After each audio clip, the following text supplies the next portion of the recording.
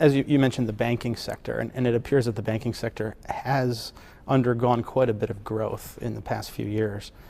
Is that a goal of Ghana to become a banking hub of West Africa or of the region? A financial services center for West Africa, yes. Because we think that with the developments that have taken place in our country, with our stability, with our regulatory framework, with our stable democracy, with the fact that the financial services sector is one of the fastest growing sectors. Indeed, for the first time last year in 2010, the services sector, not just financial services, telecommunications and tourism, contributed more to our GDP than agriculture. Wow. And so it says that the structure of our economy is changing. And yes, we would like to be seen as a credible financial center within the West African sub-region. What do you credit the success of the burgeoning banking industry in Ghana to? Is it the open and transparent democracy and the government leadership? And the regulation. And the regulation. We passed the Bank of Ghana Act in 2002, where we made the Bank of Ghana an independent regulator of the financial sector. So they're supposed to take their decisions, and they do take their decisions on a professional basis, and are not influenced by the political exigencies of the time. That is really what has created the stability in the banking sector, together with the review of the legislation governing the banking sector. We also passed the Banking Act in 2004. And those are the two most recent regulatory reforms that have helped significantly to strengthen the banking sector. Just recently, there was a feature in the Washington Post that talked about an agreement between China and Ghana around I believe it's the import of raw materials into China from Ghana. But I was hoping you could just educate me and our viewers a bit about that agreement. No, it's not to do with the import of raw materials per se. Okay. It is for investment in Ghana.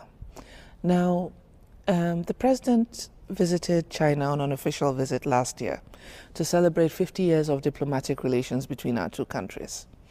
And as a result of that, interest was expressed, especially in our extractive industry sector. And there's a Chinese company called Bonsai that has bought 80% of Ghana Bauxite, which is our largest bauxite mining company. Except that they don't just want to export bauxite, they want to process the bauxite into alumina. Now, we already, using hydroenergy, had an aluminium smelter, the Volta Aluminium Company, Valco. And so this proposed investment by Bonsai will allow us for the first time to actually have an integrated aluminium industry. In principle, we have discussed and signed the framework agreement for funding for that project from the China Development Bank, so that, of course, once the bauxite is processed, it will be exported to China and I'm sure to other parts of the world, depending on where the price is right, for the purposes of using both alumina and aluminium. And we think it's a significant development because it creates a new industrial sector for us. That's always exciting because that leads to jobs and revenue and yes. all sorts of things.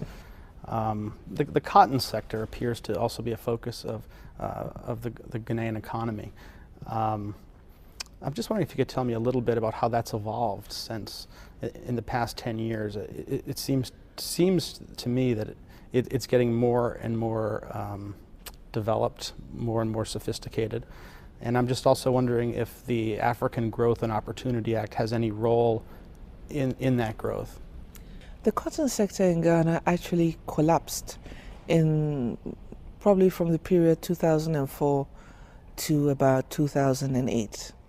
But it's an important sector for us because while cocoa is our cash crop in the north, cotton is the cash crop for the south. And so our government has taken the initiative to promote the cotton sector and to make it a significant agricultural sector in our economy again. And that actually is being done by my ministry, the Ministry of Trade and Industry. Last year we started the Cotton Support Program, and we want to be able to get back in the first instance to 50,000 metric tons because really we had gone quite low.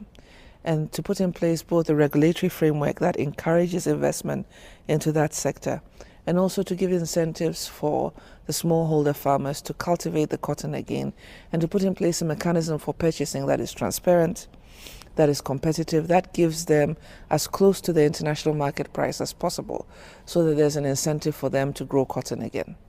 That's very much a work in progress. Has that led to, or will that lead to, a robust textile industry where you're taking the cotton, refining it, turning it into shirts through factories, and then exporting that under various trade agreements? Under AGOA, what happened in Ghana was that we have created a new garment industrial sector, and we do have companies that manufacture garments for export to the US under AGOA. The challenge has been to be able to get the Ghanaian textile companies, and we have about 4 major textile companies, the Ghanaian textile companies to be able to produce to the specification of the US market. Right now what they do is that they produce what we call wax prints, like what I'm wearing, which is mainly for the Ghanaian market. And so it's about diversifying and being able to develop new products. With time and with the support of government, we hope that we're going to be able to develop that sector further. But I must also say that the Ghanaian textile sector is facing a stiff challenge with imports from China, because at the moment, as you know, they are the lowest cost manufacturer in the world. And so looking at the challenge of exports from China, looking at our focus on developing our cotton and textile sector, we have to put in place a mix of measures that at the end of the day will help us to achieve what we want to. That's a situation we can relate to well in the U.S. A lot of our textile and apparel manufacturers were significantly hurt by cheap imports coming in from all sorts of places overseas, and it's changed the industry quite a bit. Now they're focused on high-tech fabrics and nanotechnologies, but it took a very different turn in the last 15 to 20 years. In 2007, I think you mentioned extractable technologies, and perhaps you were referring to oil. This sounds like fantastic news for the people of Ghana, that there is an oil discovery. I understand you are currently pumping and selling crude. I'm wondering if you anticipate selling and exporting refined oil. Well, it's a new sector with a lot of potential. And we're happy that we have the benefit of having oil, because there's a world of difference from when you're an oil producer and when you're a price taker when it comes to buying oil. And so this for us is most definitely a welcome development. But as you said, it's a new industry. We're hoping that we will not just have the pumping and sale of petroleum crude oil, but we also will have the development of the downstream petroleum sector. And we have had, again, expressions of interest from foreign companies wanting to invest in that sector.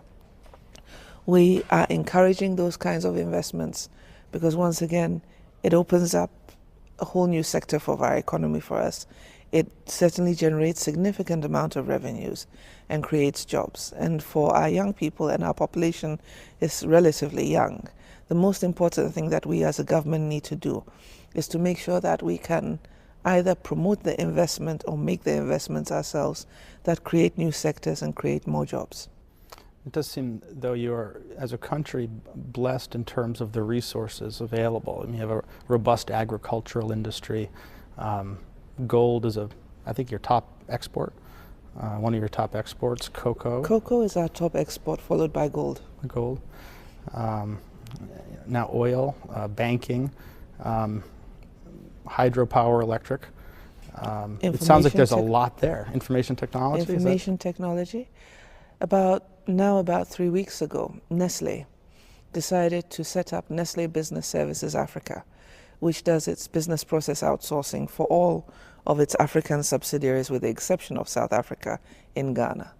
And so what that says is that not only do we have commodities and financial services, but we also have opportunities in the IT sector as well. And for me, that was one of the exciting developments of this year, because when a brand like Nestle decides that of all the places they could locate, they want to locate in Ghana, it says that we have the internet connectivity on a continuous basis. It says that we have the human resources, we have the young people, because this is really a young person's industry. Young people who can provide the accounting and other services, and that they can do so in 3 languages, in English, in French, and in Portuguese. And I think that's great, and I'm hopeful that as a result of that, we'll have a lot more interest in that sector as well. That sounds fantastic. And are the young people in Ghana learning 3 languages as part of their education? We're actually learning 2, Two. English and French. Okay. But at the university level, they have the option to learn other languages as well. And the service economy in Ghana, is that up to 1/3 of your total economy? It's pretty significant. At the moment, yes. At the moment, yes. It's just gotten to that state. And of course, for us, we want to have diversification, because you can't be just dependent on agriculture or on mining or on oil. And of course, the more economic diversification that we have, the greater opportunities there are for the Ghanaian people. And once people can have jobs, can earn a decent living, accept that the system of government in which their country, the system of government by which their country is governed, is such that it is credible, it is transparent, and what they say and what they feel is actually reflected in government's policy. I think that we have all the potential to grow even more than we have over the last couple of years. I mean, you just have such a spectacular story to tell. There's so many fantastic things going on in Ghana. I hope in some small way that our discussion today may help people understand that Ghana is a country within Africa with very unique resources, culture, people, and tourism. And I'll work with some of your staff to see how else we can help educate some of our colleagues and businesses that we work with here. To turn the page a bit, the worldwide economic downturn certainly had a huge effect in the United States and with most of our trading partners. I'm just wondering specifically how that affected Ghana. Well, in the year 2008, our economy grew by about 7%. In 2009, it went down to about 4.6. Last year, we grew at 6%. This year, we are projected to grow, depending on the outcomes from the oil revenue, between 8 to 9%. I would say that looking at the world average, we're not doing badly. But of course, if there's an economic boom all around, we expect to do even better.